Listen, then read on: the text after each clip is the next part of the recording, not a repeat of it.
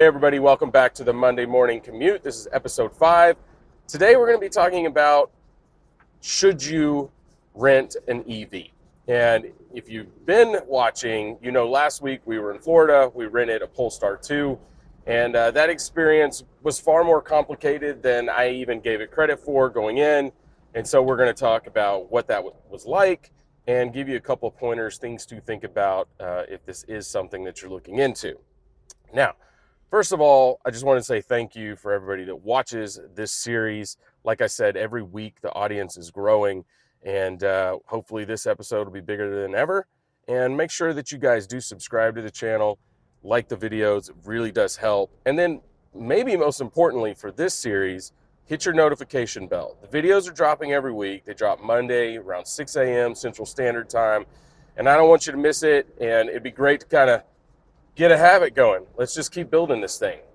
All right, so back to the question at hand, should you rent an EV? So most of our trips where we do rent a car, you know, at the end of the trip, we come back and realize, hey, we actually didn't drive that far, you know, maybe 150 miles or less, usually even less than 50 miles, depending on where we're going. And so I always see the EVs sitting there and think, man, I could actually do this. We like EVs, we own EVs, we have this plug-in hybrid in the regular 4xe. And so it's definitely a possibility, something that we can do. And I decided to go with Hertz, okay, and reserve the EV for a pretty decent fee. Okay? I think the prices of EVs, particularly at Hertz, have come down. They overinvested in EVs. It actually cost their CEO their job. And so they're starting to walk back a lot of that, but they have too many. And I think they sometimes have some reasonable deals out there depending on where you're going. So I reserved through Hertz. A little bit clunky, far more clunky than just, you know, a regular ICE vehicle. We showed up, actually had to go into the office. You know, usually you could just go out to Hertz Gold, pick your car, off you go. Not in this case. I had to go into the office. And if you go into a rental office, you know, it seems like they type on that keyboard for 15 minutes, and then they hand you a piece of paperwork, you sign it, give you your keys, off you go. It took a little while. Did get to choose the car. So looked out, saw there were several different EVs sitting there. They had a Kia Niro, they had a Chevy Bolt, which we've owned, so I didn't want to drive that. And then I saw they had a Polestar 2. So I said, hey, can we have the Polestar 2? Gave it to me. Didn't charge an upgrade for that. Said normally it would be. And then we started talking about charging and what the car had to be at when it came back. And if you read through Hertz in particular, they'll tell you, well, it needs to be brought back with the same charge as we gave it to you, or 75%, whichever number is lower. Okay? And that's interesting. And then I said, well, what do you charge if I just bring it back and I don't charge it? I said $35. Right? Keep that number in mind. It's an important number. That's actually far cheaper than if you bring an ICE vehicle back empty and they have to go fill it themselves. I mean, it's pretty expensive. I think it's usually like $75 that a rental car company will charge you. Okay, so tuck that number away. Gave us the Polestar 2. Off we went. Really cool car. It's a car that my wife and I really liked. It's one of our favorite EVs that we test drove back before we actually bought the Bolt. And it's a pretty expensive car and some quirks to it. You know, wasn't the greatest charging rate, wasn't the greatest range. And so we went in a different direction. But we really liked it. So I wanted to drive one for a couple of days and validate whether that's a good experience. Okay, so a couple days in Tampa, driving around, and then had to take the car back. And so we had to go, I had to go find a charger. Okay, I could have just gone back and dropped it and paid the $35, but I thought, well, for this channel, let's run an experiment. Let's go charge it and see if we can get it up to where it needed to be to drop it off with no fee. Spent an hour and 20 minutes getting this car at an Electrify America charger from 66% all the way to 98%. And I had to get it that high, 98%, so that by the time I got back to the airport 15 miles away, that it was still above the threshold that Hertz had set, so I didn't get charged, okay? So an hour and 20 minutes. And it was in an EA 350 kilowatt charger. That's as fast as you're gonna get, at least on the charger side.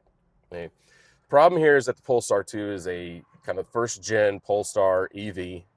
The highest rate I ever got from the Electrify America charger was 68 kilowatts during this hour and 20 minute session. And, you know, if you know anything about EVs, once you get above 80%, the charging rate really, really slows down. And the closer you get to 100%, it just drops. Okay, so if you have to fully charge an EV that you have rented, you are going to spend some time doing it. And I didn't have access at the place we were staying at. Like if you had a destination charger, great, at a hotel that you can plug into overnight. Or if you're staying at a house and you can plug in at the house, great. I didn't have either one of those. So I had to go hunt down this EA charger, charge the vehicle enough to get back to the airport and not pay the fee. Okay, so we did that, and I made it back to the airport 2% above the threshold. Now, for that luxury of not having to pay the fee to Hertz, I was charged $17 at an EA charger. All right, so net savings $18. Okay, because I could have just taken it back and paid the $35 to Hertz. It cost me an hour and 20 minutes early in the morning sitting in a parking lot for that $18 savings. Okay, so all in all, I really enjoyed the driving experience. I did not enjoy at all having to charge the vehicle and deal with that. In retrospect, if I really want another EV in the future, I probably just pay them the $35 and not have to think about it or worry about it. Unless we get into a situation where we're going to be driving more than 250 miles and we're going to have to deal with charging anyway. But even that is not going to be that big of a problem, particularly if you choose the right vehicle, because remember, the sweet spot for charging an EV is between 10 and 80%. All right, so as long as you get it back up to 80% and go on your way, and you found a high-speed charger and you have an EV that's capable of high-speed charging rates, you should have a much easier time. The other thing about this was there's still not a lot of chargers, even in the big, large metropolitan area like Tampa, St. Pete. Everything was on the opposite side or near the airport, not really where we were staying. Okay, so I didn't have convenient access. Still just few and far between. Okay, so you really have to think ahead of time about what you're doing and where you're going to stay, where the chargers are, and that's just an added hassle. We all know with ICE vehicles, hey, it's time to go back to the airport, just find me a gas station on the way, 5 minutes, I'm done. Obviously, easier. But that's half the reason that I wanted to do the experiment, was just see how it goes and tell you how it goes. Now, as far as the Polestar 2 itself, I actually shot a video here of the interior because one of the big pluses to the Polestar is that it runs Android Automotive, and that's a really cool platform from a tech perspective. I'm an Android user, so even better. But it didn't quite go the way that I thought it would go, and I want to share that with you guys right now. So first things first, on the interior, I've always been a fan of the Polestar interiors. I think their choice of materials, they kind of have this sustainability focus. Everything is, vegan materials. They really don't like to do full animal leathers, but they keep things interesting, right? So you get different types of materials and different types of design elements in the car. And I think, it's still very car-like. They don't go to the extremes of something like a Tesla where there's just nothing in the interior of interest other than a large screen. They do have a nice portrait-style screen in this Polestar 2, and I think that's really cool. It's something they're starting to get away with, or get away from, in the Polestar 3, the Polestar 4, whatever, that they've come out with lately. They're going to more of a landscape, but I actually really like this from a driver's perspective. They do run Android Automotive. They were one of the first. And, as you can see, they have this nice grid layout, which is something I really liked. At least I thought I liked. And I'll show you one of the weird things. So it runs, Google Maps natively. Okay. But when I got in the car, Google Maps is fine, but none of my personalized history would show up because it wouldn't let me sign in. Okay. And I went through the entire process and I got signed in with my account, but it never fully recognized it. Okay. And I don't know why. Look, it may be a quirk of the system, but I had to go through my phone. I had to, do the QR code, sign in with my account. It showed I was signed in, and then I would come back to Google Maps and it would say sign in again, over and over and over again. And that's an issue, because the promise of Android Automotive integrated into the car is that, you have all of the things that you want to be available to you. Now, see, all of these things, all of these addresses are places that we've been while here in St. Petersburg, okay? But they're not my saved or my personalized uses in the car. The other thing I've noticed, one of the interesting quirks here is I'm actually plugged in. I'm actually charging at this Electrify America station. And once I did that and initiated the session, is I can't do anything with the air conditioning system. It's running. And I cannot get back to that climate control system. I don't know why, but it won't let me back there. The other really kind of quirky thing here is around profiles. And being able to create different profiles. So this is a rental, so you've got a bunch of different profiles in the car. This is very slow. It takes a lot of time to switch between them and to actually try to manage profiles. And, you got, even to delete something, you have to go in multiple steps to do it. And it's kind of a pain in the butt. And it doesn't let you just plug in your phone via USB and get everything set up either. It's a very clunky process.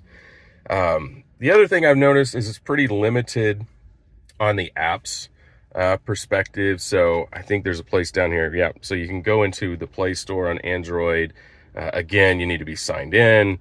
I was able to do that once, but then, things like WhatsApp for messaging and other messaging apps they're just not available through this Play Store. Which is a real bummer. You do have messages. I've noticed this thing really struggles though with incoming text. It doesn't have any sort of proactive notifications. You have to swipe down to get to your notifications, but there was nothing coming in and pinging me. And that's because no matter what I did, when I went in and connected my cell phone, and I'm trying to remember where exactly that is, through phones. Let's see, more. We've got wireless phone chargers right now. It's not giving me that option. But I did go in and connect my cell phone, and it would immediately disconnect, okay? And it would never reconnect unless I went in and went through all the steps again. So, lots of little quirks with the technology that have kind of been a pain in the butt. Okay, so a couple of add-ons to that video. This is an earlier model of the Polestar 2. Even though the car had just gone through a firmware update overnight while we had it, I still had these connectivity issues. I had these account login issues. And so, maybe a future hardware upgrade would help the speed. Maybe there's because of that hardware upgrade in the more recent Polestars, it's running a even newer version of Android Auto without some of these bugs. Maybe they figured all this out. I hope so, because once you're actually just using the tech and not having to deal with all of the login issues, it is a really good product. We've loved Android Automotive and some of the new General Motors products that we've used. And you say, well, what about CarPlay? What about Apple? There's been some really interesting content from other folks lately about actually how seamless that is for folks who do use Apple devices, because most of the apps, vast majority that they are using on their phones, you can use through a Play Store. You can download iTunes. Most people are using Google Maps anyway. They're not using Apple Maps. It sucks. And so the experience is still really, really good, and people don't miss Android Auto and they don't miss CarPlay if they have Android Auto. Okay, so a couple other things about the Polestar. that we didn't have because it was one of the first gen vehicles is that the new Polestar 2s, 3s, 4s have much higher charging rates. They have more range, and they're also rear wheel or all wheel drive. So the car we had was front wheel drive. Wasn't that big of a deal just for cruising around Florida, but a lot of improvements. And so, I'm sure they've ironed out a lot of the, little quirky things that we dealt with that we didn't like this time around. All right, guys. So, hey, really interesting question. I'm glad that we rented the car. Will we do it again? If the right circumstances come along, yes, we will. But I'm going to take some of the learnings from this time and apply it, and we'll make it an even better experience. But again, thanks for watching. Please subscribe. Love doing this. Comment down below if you've rented an EV. How did that experience go for you? Tell us which car it was. Tell us what it was like charging. Did you deal with any of the weird things that the rental car companies have done from charges after the fact? I've heard lots of rumors there. Let us know, and we'll see you next time.